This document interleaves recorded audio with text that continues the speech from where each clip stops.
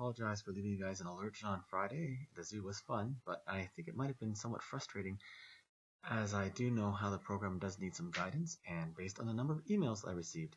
So I'm going to make up this quick little screen capture video to hopefully help you step through some of the pieces.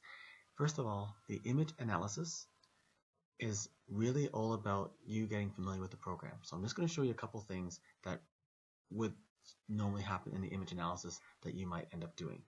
So first, you're going to download all the images, which I showed you how to do previously. Once you have the images saved on your hard drive somewhere, make sure you note the location.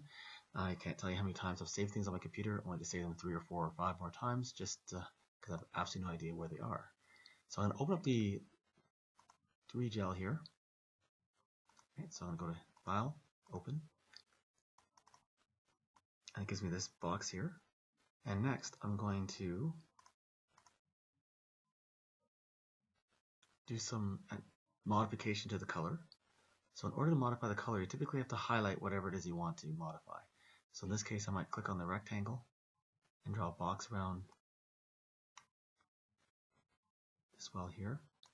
In the instructions, it talks about modifying the contrast.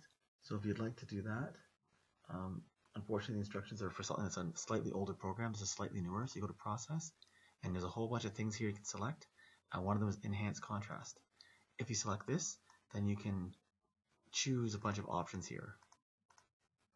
And then what it will do is it will, I don't know if that's enhanced necessarily, but it will modify the contrast, and then you can decide based on the gel you're looking at whether or not it's good or bad. Okay, I'm going to undo that.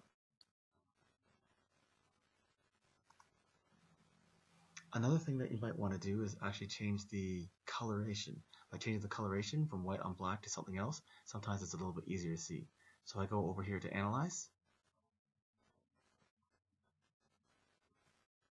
Image, Lookup Tables. You'll see a whole bunch of lookup tables here.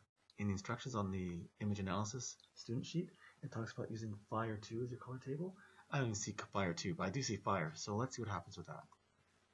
So you'll notice with the coloration it's changed, and depending on the gel that you're looking at, it might be a little easier for you to see where the DNA is actually separated and therefore do a proper measurement. Those are really the two major things that you're going to want to work on and use.